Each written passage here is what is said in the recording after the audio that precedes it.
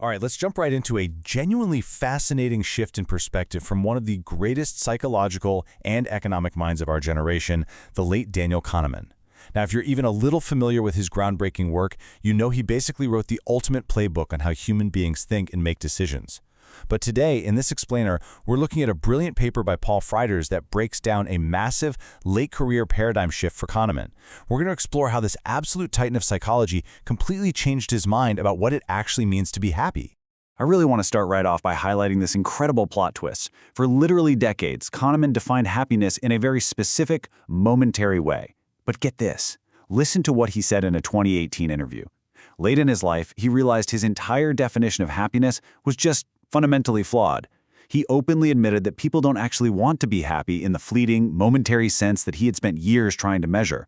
Instead, what do we want? We want to be satisfied with the story we tell ourselves about our lives. That is a monumental pivot. You know, in the academic world, especially for Nobel Prize winners, openly disowning your previous life's work is incredibly rare. Kahneman showed immense intellectual humility here. When the evidence pointed somewhere else, he didn't just dig his heels in. He updated his entire worldview so the rest of us could learn from it.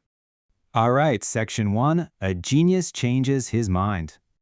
Moving right along to Section 2, fast versus slow happiness.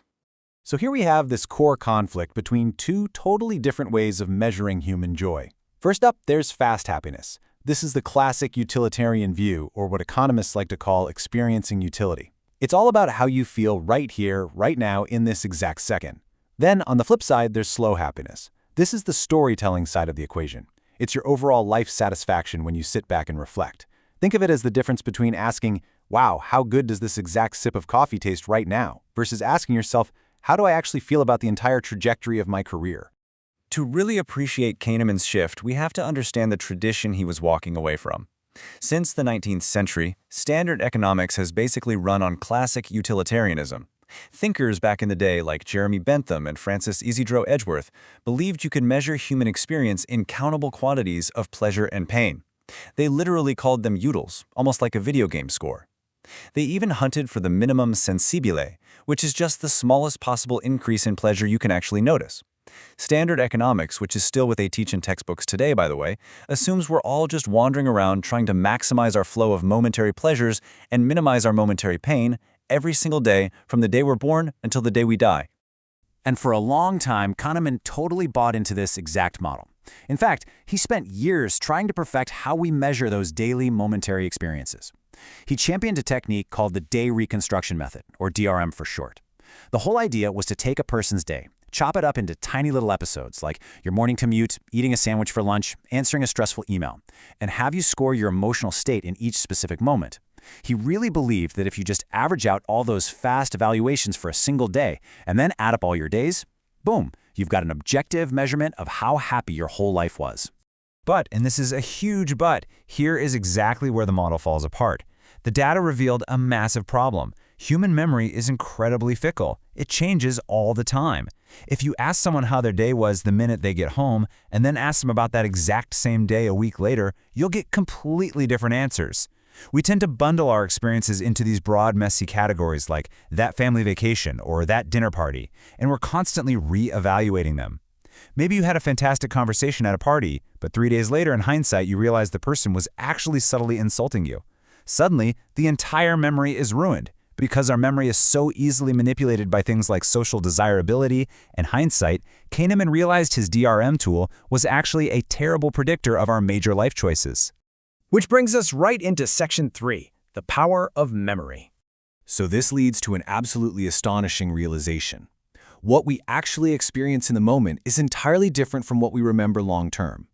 Picture yourself in the dentist chair. This is a brilliant way to illustrate the disconnect. Kahneman discovered something he called the peak-end rule. Basically, we judge an experience almost entirely on its most intense moment, the peak, and how it ends. Okay, so imagine you're getting a really painful dental procedure. If the dentist abruptly stops while you're in maximum agony, you walk out remembering it as a complete nightmare. But if the dentist artificially stretches out the procedure by a few extra minutes, keeping you in the chair but with diminishing lower pain, you actually remember the overall experience as being way less terrible. Think about that. You literally suffered for a longer period of time, but your memory of it is somehow better. And man, does this create a fascinating dilemma. Who on earth should the dentist cater to? Should they care about the experiencing patient who's sitting there actively enduring unnecessary prolonged pain? Or should they care about the remembering patient who will look back on the visit reasonably fondly and actually book another appointment? Well, Kahneman initially sided with the experiencing patient. Common sense, right? Don't prolong people's pain. But the hard data on human behavior totally forced him to reconsider. The ultimate proof of this whole dilemma is what's known as the unemployment paradox. Researchers actually used Kahneman's day reconstruction method to compare the momentary happiness of employed people against unemployed people, and the results were honestly shocking. On a day-to-day, momentary basis, unemployed people have just as much happiness as employed people. Why? Well, because they get to spend their days avoiding the stress of a horrible boss. They sleep in, they watch TV, they have leisure time, and yet if you ask them about their overall life satisfaction, they are absolutely miserable. The absolute desperation that unemployed people feel to find a job proves, beyond a shadow of a doubt, that we don't act based on momentary feelings. Think about it. If we were all just chasing fast happiness, unemployed people would literally never look for work. The big takeaway here is that our major life choices follow the overarching narrative we're writing about ourselves. Losing your job destroys your life story. It crushes your sense of purpose. Feeling slow fundamentally trumps feeling fast every single time. And that brings us to Section 4, the storytelling society. So, if we truly only care about our internal stories, what happens to the entire foundation of economics, decision-making, and public policy? In his paper, Paul Friedgers explains how Kahneman just embraced this messy reality. What matters most is our evolving story. As the research points out, we are constantly grappling with shifting stories of both our past and our future. Our memories aren't fixed tape recorders playing back objective facts. They are much more like rough drafts of a script, and we are constantly obsessively rewriting them. This isn't just some abstract academic theory either. This completely shatters the illusion of the perfectly rational human that classic economics relies on. Let's look at these radical departures from the norm. First off, timelines get super messy. The past and future just don't carry the same weight for everyone when they're building their personal story. Second, we make wildly inconsistent decisions. We'll use fast gut emotions to decide what to eat for lunch, but we use slow, agonizing story building to decide who to marry. And third, and this is maybe the most important point, it introduces a frankly terrifying new tool for policymakers. Because if stories matter more to us than momentary facts, governments might just start focusing their energy on manipulating our perceived stories, rather than doing the hard work of improving objective reality. So we're definitely no longer living in a world of super smart individuals perfectly optimizing our future pleasure. Instead, we are trying to survive in an ecology of complex, incredibly noisy competing information. We're basically bumbling around in the dark, relying on this weird mix of quick emotional judgments and slow, deeply held beliefs. And because our stories are so central to our satisfaction, they become incredibly vulnerable. They can be manipulated by the media, by influencers, by politicians.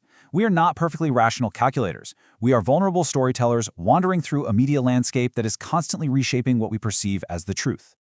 As we wrap up this explainer, I really want to leave you with this final, incredibly provocative thought. If Kahneman is right, and humans only truly care about the story of their lives rather than what actually objectively happens to them moment to moment, what does that mean for the future of our society?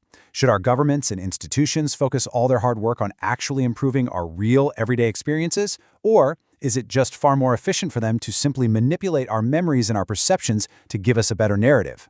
It's a profound, kind of scary question about the nature of truth versus satisfaction, and it was all sparked by a genius who was brave enough to admit he was wrong. Thanks so much for joining me on this deep dive. Keep questioning the story you're telling yourself.